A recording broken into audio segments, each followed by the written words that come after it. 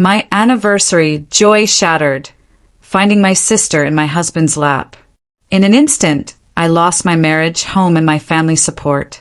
But instead of vanishing, I chose to fight back in a way no one expected. On our third wedding anniversary, I walked into my husband's office, a sweet surprise in hand, only to find him straddling my sister. Can you even begin to imagine the ice that shot through my veins, the way my entire world just shattered? I mean, who expects that?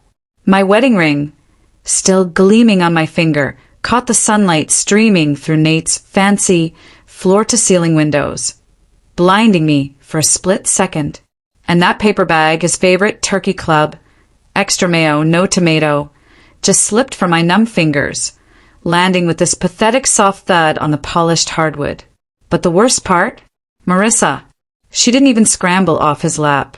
She just slowly, deliberately turned her head, her lipstick smudged, a cold, chilling smirk spreading across her face. Not surprise, not embarrassment, but pure, unadulterated satisfaction. Like she'd been waiting for me to see this exact moment. Then Nate's eyes met mine over her shoulder. Cold. Calculating.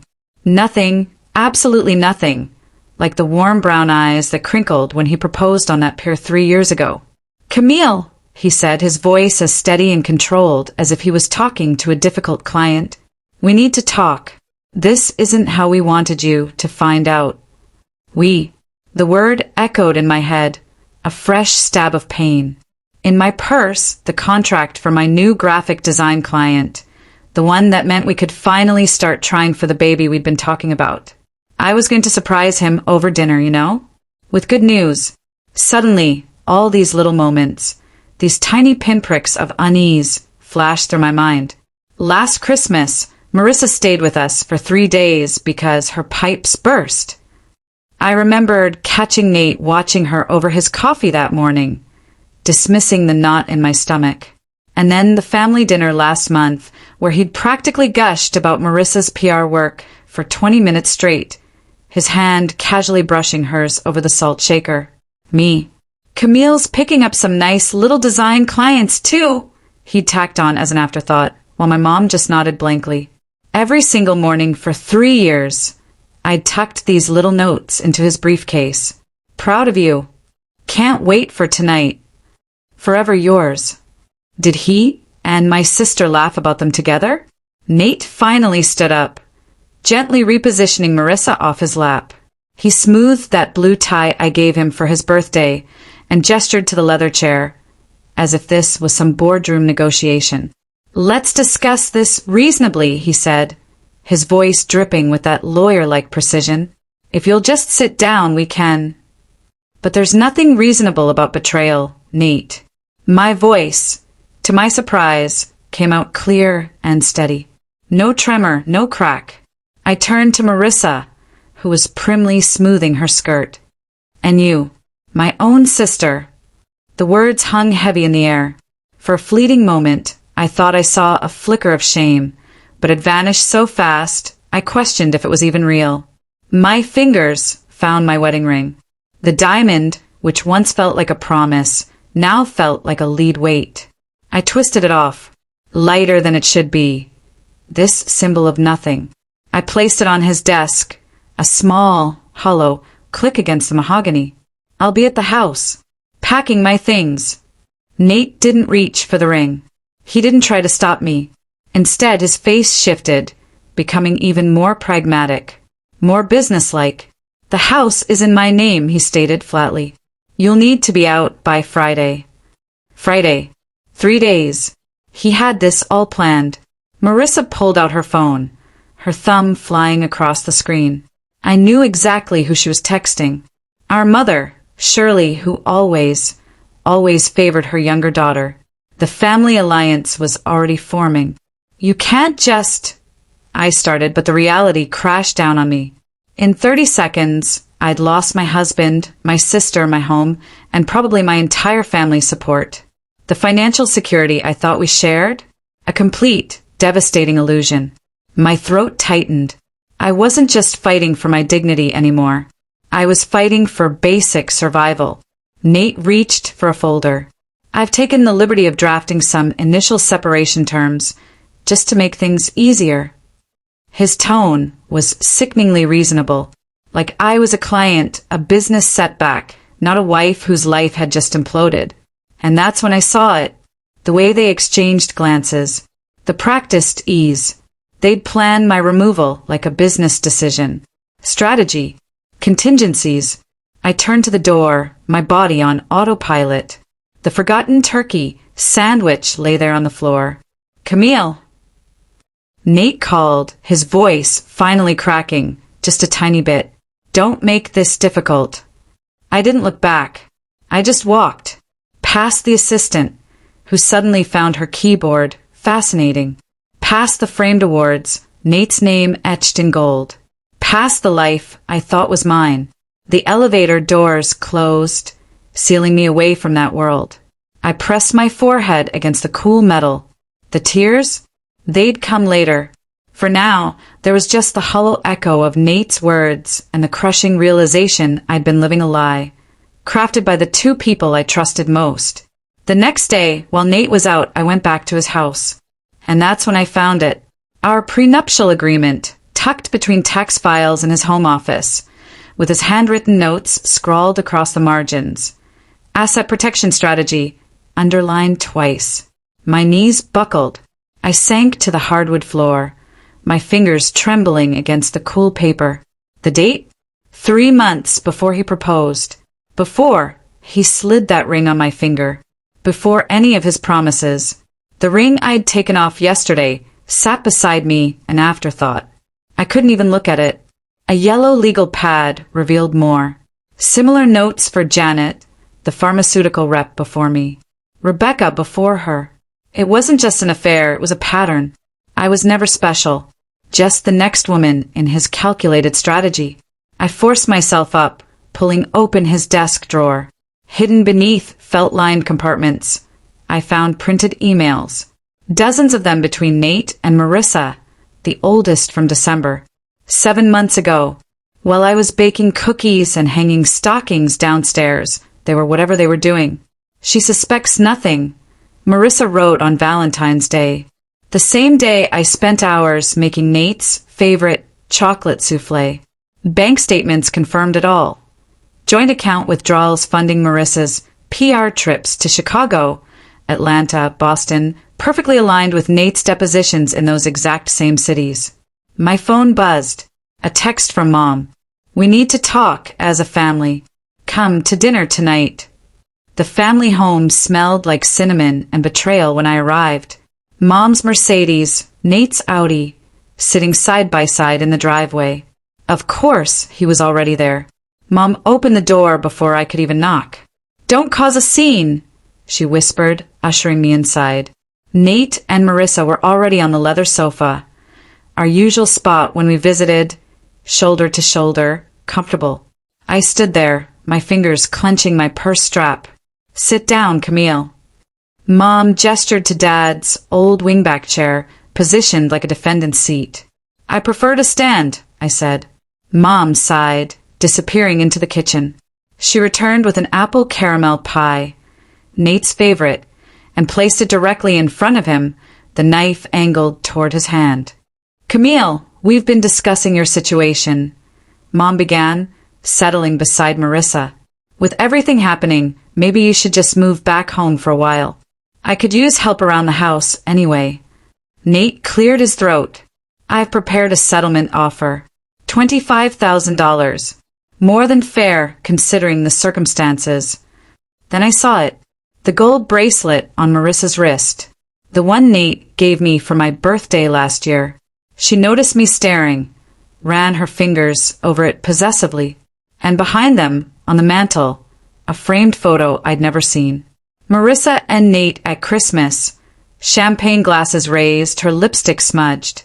7 months ago, while I was asleep upstairs. Marriages end, dear, Mom said, cutting the pie. At least he's still in the family. I flinched as if slapped. Still in the family? I've already filed the divorce papers, I told them. Nate slid a folder across the coffee table. Just need your signature by Friday. The magnitude of what I stood to lose crushed my chest. Our home, his name only. My financial security, joint accounts already drained. Family support, clearly against me. Professional connections, most through Nate's firm. If you make unreasonable demands, Nate warned, I'll have to contest your freelance contracts. Many came through my firm's connections. Marissa leaned forward, a venomous smile. And if this gets messy, we might need to discuss your episodes with friends. She emphasized episodes like it was a disease. Remember last Thanksgiving? Your little meltdown. The meltdown where I found her going through my design portfolio while everyone else watched football. Mom reached for my hand, her wedding ring, 40 years on her finger, pressing into my skin. Don't make this harder on everyone, Camille. Everyone. Not me. My phone vibrated. Rachel, my college roommate. Marissa just called me asking about your emotional problems. What's happening? My entire life. It was dissolving. Every relationship, every support beam, built on quicksand. I stood to leave, my legs surprisingly steady. Think about our offer, Nate called after me. It's more than generous. In my car, I stared at the darkened windows of my childhood home. My phone rang with an unfamiliar number. Camille, this is Lorna. Nate's mother. We'd never been close. Her country club world, so different from mine. I just heard what Nathan and your sister are doing. Her voice shook with barely contained fury. It's disgusting. That boy was raised better. I gripped the steering wheel. I have a friend, Felicity Dwyer, best divorce attorney in the state. She specializes in cases exactly like yours. I've already called her. For the first time since walking into Nate's office, a fragile warmth bloomed in my chest. As I drove away, I wondered, should I just accept their settlement? Or stand my ground?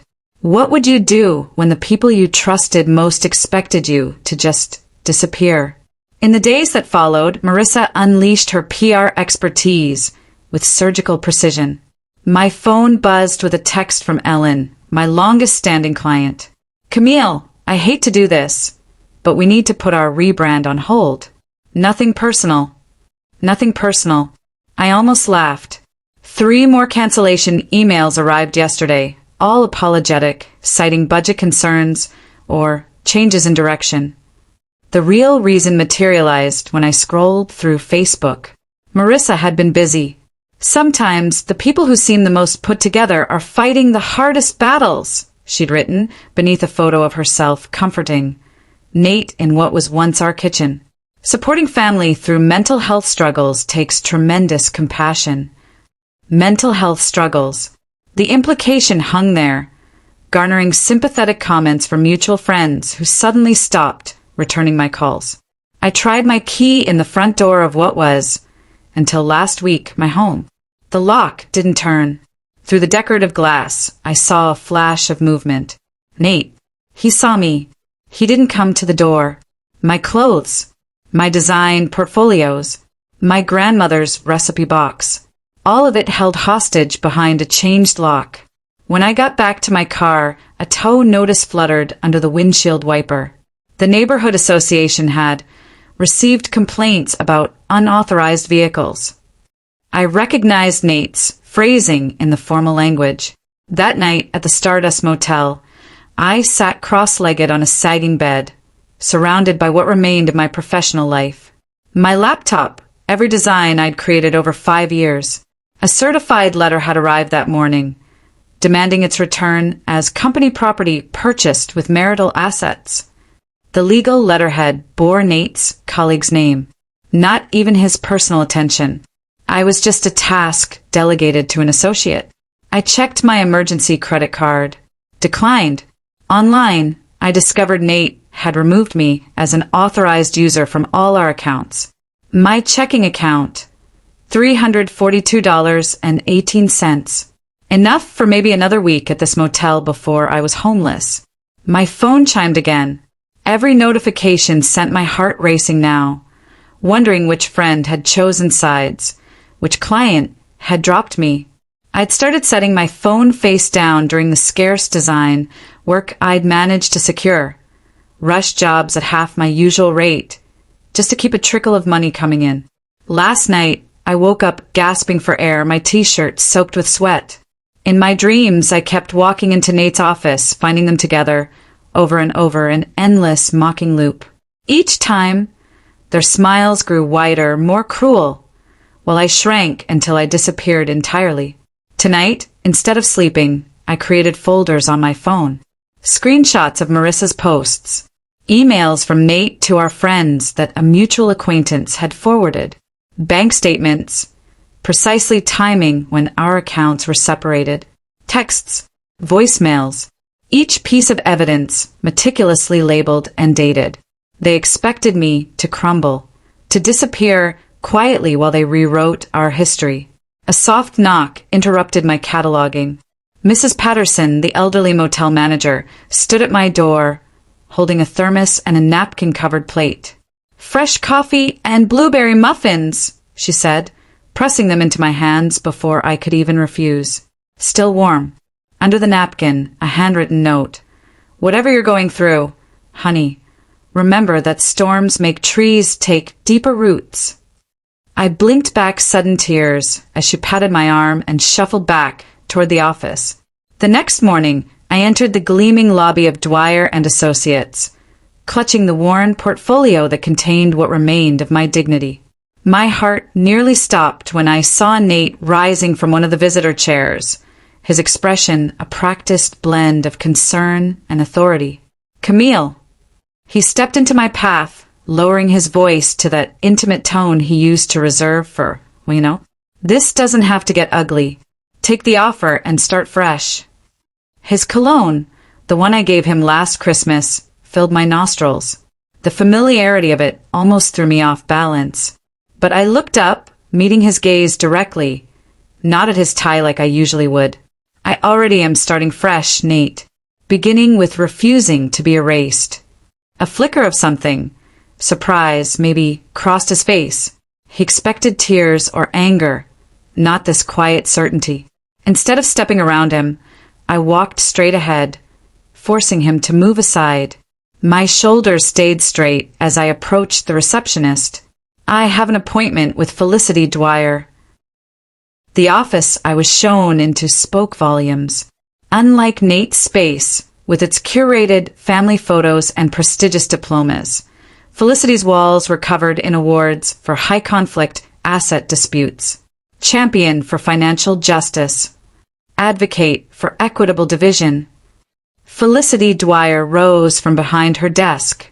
She was older than I expected, maybe in her 60s, with silver-streaked hair and a precise bob and eyes that missed absolutely nothing. "So that was the husband?" she asked, nodding toward the lobby. "Yes. Trying to intimidate you before you even speak with me." She didn't phrase it as a question. "Tell me everything, starting with when you first met." For the next hour I did. Felicity took notes, occasionally asking for clarification on financial details or timeline inconsistencies. She didn't flinch when I described finding Nate with my sister. She didn't offer platitudes about finding someone better or suggest I might have contributed to the situation. She just listened, really listened, in a way my family never had. When I finished, she closed her notebook with a decisive snap.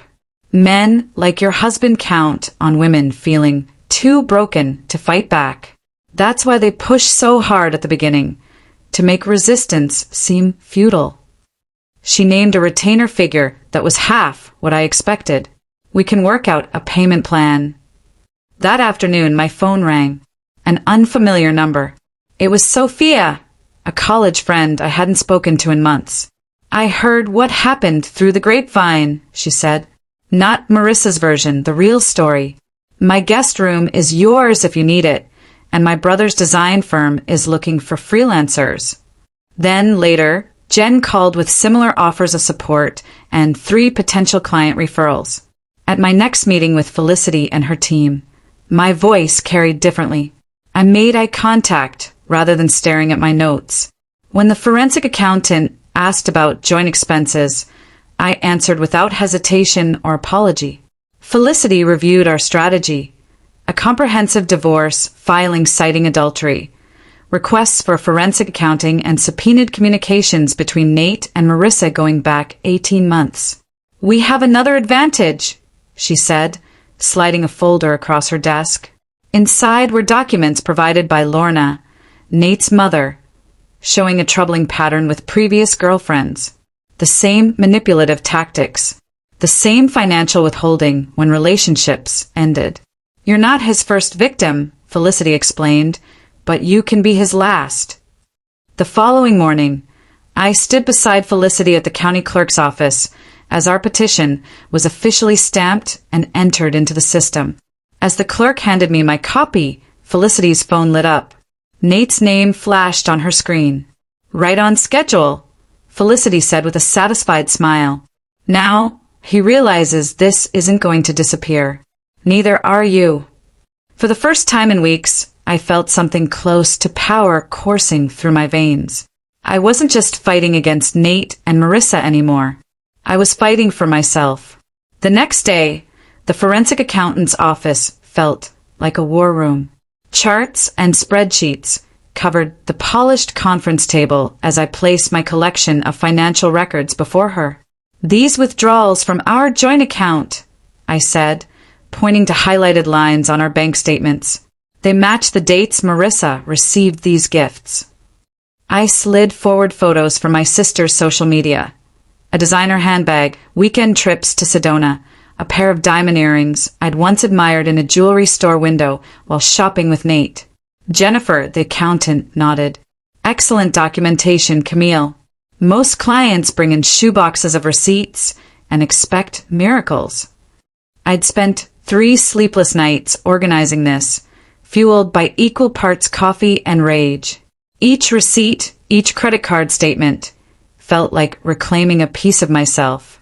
"And these," I continued, pushing forward a folder of hotel receipts, "are from Nate's supposed solo business trips. Notice the breakfast charges, always for 2. My throat tightened as I remembered congratulating him on his important depositions, packing his favorite ties, leaving those stupid little notes of encouragement. Felicity reviewed the timeline I'd prepared. The pattern was unmistakable. Lorna arrived 10 minutes later, clutching a worn leather portfolio. My mother-in-law's hands trembled slightly as she extracted property deeds and investment statements. "Nathan never disclosed this lake house to you, did he?" Lorna asked, sliding a document toward Felicity. "It's been in the family for generations. He transferred ownership to his name alone a month before your engagement. The property, worth nearly $500,000, didn't appear anywhere in our prenuptial agreement. I thought we were saving for our first vacation home together," I whispered, remembering how I'd cut expenses to contribute to what Nate called our future fund. My phone vibrated. Felicity's paralegal answered, her eyebrows rising. "It's Nate's attorney requesting an informal meeting before your scheduled deposition next week." Felicity's smile reminded me of a shark. "They're getting nervous."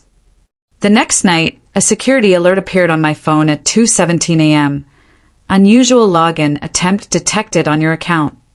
I sat up in the motel bed, heart pounding. The IP address traced back to Marissa's home internet provider. "She tried to hack your email?" Felicity sounded almost delighted when I called her the next morning. "This is exactly the kind of documented sabotage that strengthens our case." I forwarded the security report to her as we spoke. What was she looking for? I asked. "Evidence to delete, most likely. The fact that she attempted this proves she knows there's something damaging in your correspondence." That afternoon, my newest client, a small bookstore needing a rebrand, forwarded me an email from Nate. My stomach clenched as I read his careful language, suggesting I was experiencing emotional instability that may impact my professional delivery. Can I count this as witness intimidation? I asked Felicity, sending her the forwarded message. "Absolutely. And his law partners won't be pleased." Her voice carried a note of satisfaction. Threatening potential witnesses looks terrible for a firm that prides itself on its ethical reputation. By evening, I learned from Lorna that Nate had been called into a meeting with the senior partners. The tightness in my chest eased slightly, making room for something that felt dangerously like hope. After dinner, I flipped through my evidence binder again, revisiting our strategy. Felicity's words echoed in my mind. What would you choose? Justice or quieter dignity? On the first day of hearings, Lorna sat ramrod straight in the deposition chair, her silver hair perfectly coiffed, her voice steady as she answered questions about her son. Yes, this is a pattern of behavior, she confirmed, pointedly avoiding Nate's glare. Nathan pursued his former partner's sister in a similar fashion before meeting Camille, and before that his law school roommate's fiancée. My college roommate Rachel testified next, describing my consistent work ethic and emotional stability. Camille's the most level-headed person I know, she said. She's been helping other people manage their crises since freshman year. 3 other friends provided similar statements, painting a picture of me. She described finding me crying in the stairwell after being locked out of my home, how I continued to meet client deadlines from a cramped motel room with spotty Wi-Fi. That stood in stark contrast to Nate and Marissa's narrative of instability. Mrs. Patterson from the motel surprised me by appearing voluntarily. A woman doesn't cry like that unless something's been truly broken, she testified in her no-nonsense voice. And she doesn't keep working through it unless she's got real backbone. Their combined testimonies established a timeline that directly contradicted everything Nate and Marissa had claimed about our marriage's deterioration. After the last witness left, Nate's attorney approached Felicity in the hallway. I strained to hear. Perhaps we should discuss settlement options, he suggested quietly, before this becomes a matter of public record. 2 days later, I received a surprising update. Marissa's phone calls went straight to voicemail when her key client, a national restaurant chain, expressed concern about her personal drama affecting their brand. I learned this from our mutual friend Emma, who couldn't help but share the gossip, despite having chosen Marissa's side. They've put her account under review, Emma said, her voice hushed with the thrill of insider information. Apparently, they're very traditional and don't like the whole sister-stealing husband angle. Nate faced his own professional consequences. Lorna told me his firm had removed him from their highest-profile cases, pending resolution of his personal matter. The partners are concerned about potential publicity as court filings become accessible to local legal reporters. Lorna said during our weekly coffee meeting, now a ritual I'd come to depend on. Nathan always believed he was too valuable to face consequences. His father and I failed him by never proving otherwise. When a courthouse reporter called asking for comment on the Callahan divorce proceedings, I realized our private pain had become public interest. The thought made my stomach turn, but Felicity assured me this worked in our favor. Nate values his reputation above all else, she reminded me. The settlement conference is scheduled for Monday. Let's see how he handles the pressure. That Friday, I sat across from Nate and his attorney in Felicity's office, watching his Rolex-adorned wrist as he checked the time for the 3rd time in 20 minutes. The conference room felt smaller today, the mahogany table between us, both a barrier and a battlefield. $40,000 and 2 additional weeks in the house, Nate's attorney said, sliding the revised offer across the table. His forced smile didn't reach his eyes. Several mutual friends have expressed their desire for a quick, quiet resolution to this matter. My phone vibrated. Marissa's text glowed on the screen. Mom's heartbroken. Please be reasonable. I placed the phone face down. We believe this is more than fair, Nate added, straightening that same blue tie I'd given him. Especially considering you didn't contribute to the house purchase. His attorney cleared his throat, and should certain matters become part of the public record, your previous therapy sessions, for instance. It could complicate your professional reputation. Felicity's hand brushed mine under the table. Our signal. I nodded slightly, then reached for my tote bag. I appreciate your offer, I said, my voice steadier than I expected.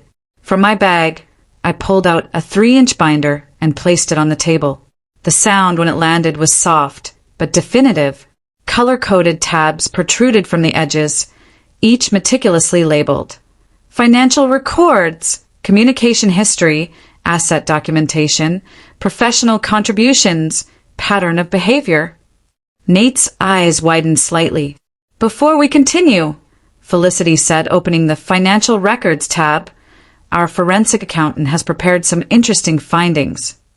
She slid across a spreadsheet, highlighting thousands of dollars from my freelance income deposited into our joint account, while Nate's salary mysteriously flowed into investments solely in his name. While Camille was funding your household expenses, Felicity continued, you were building a portfolio she couldn't access. I flipped to the Professional Contributions tab. I had documented every client dinner I hosted, every connection I facilitated, every design I created for Nate's presentations. My work directly contributed to your last 2 promotions, I said, pointing to testimonials from his colleagues. The Westridge campaign pitch? I stayed up 3 nights redesigning those materials after you called their initial proposal amateur. Nate's jaw tightened.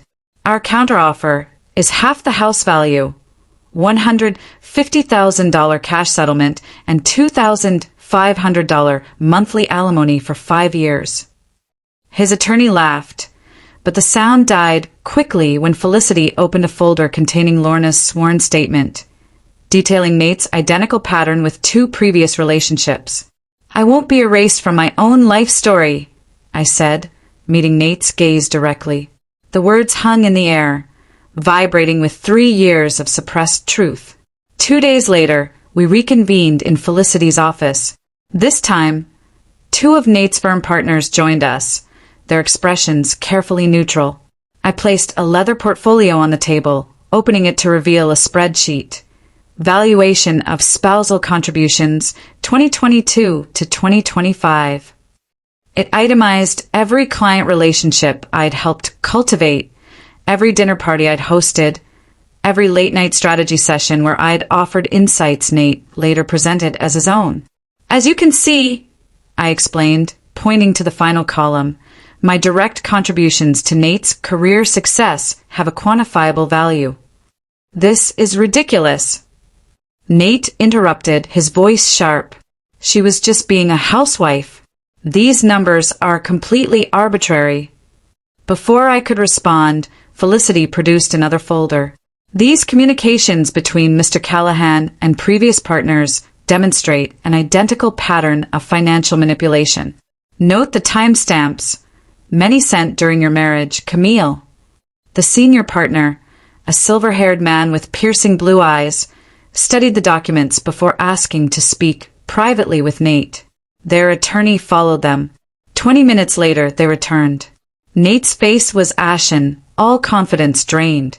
He took his seat without meeting my eyes.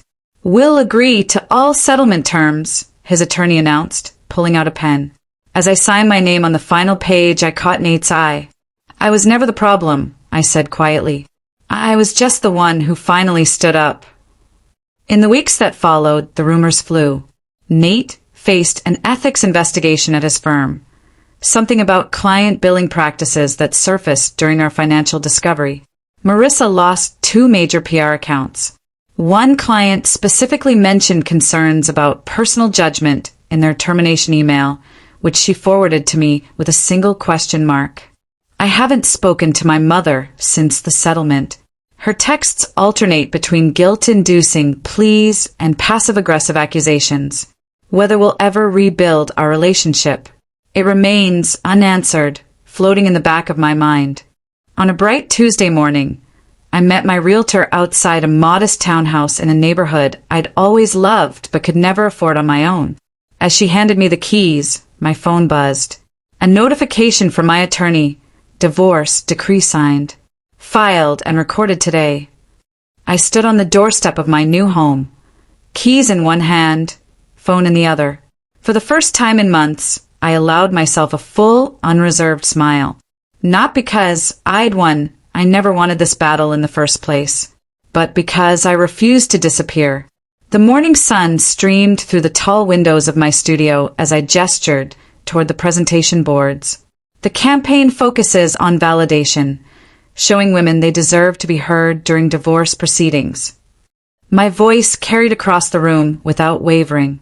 3 years ago, I would have apologized for taking up space. Today, I commanded it. Barbara Wilson, executive director of Second Chances, nodded. This is exactly why we sought you out, Camille.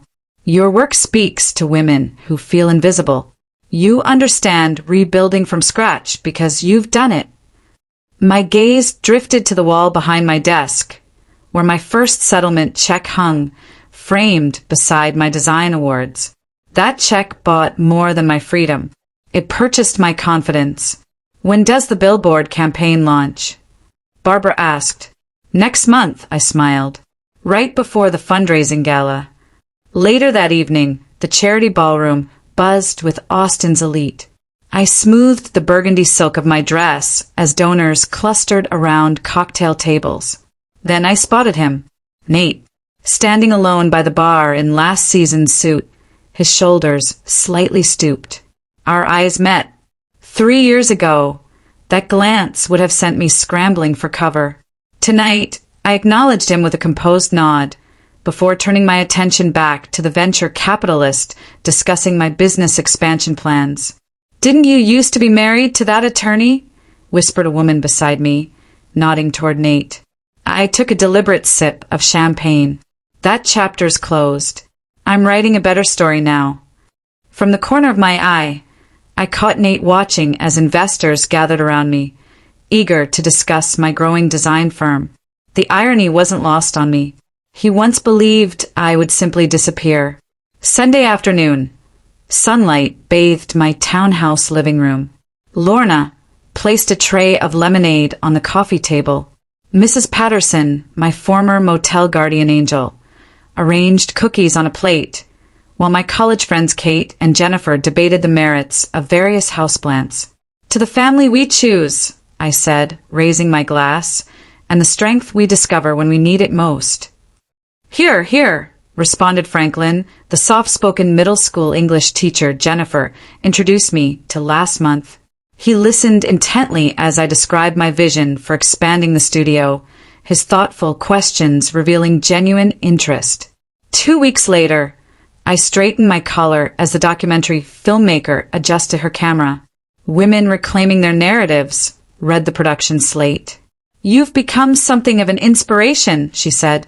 The design conference wants you to keynote next spring, and your studio expansion blueprints look amazing. I was about to respond when my doorbell rang. Excuse me, I told the crew. I opened the door to find my mother standing there, looking smaller than I remembered. She held a small potted plant with delicate white flowers.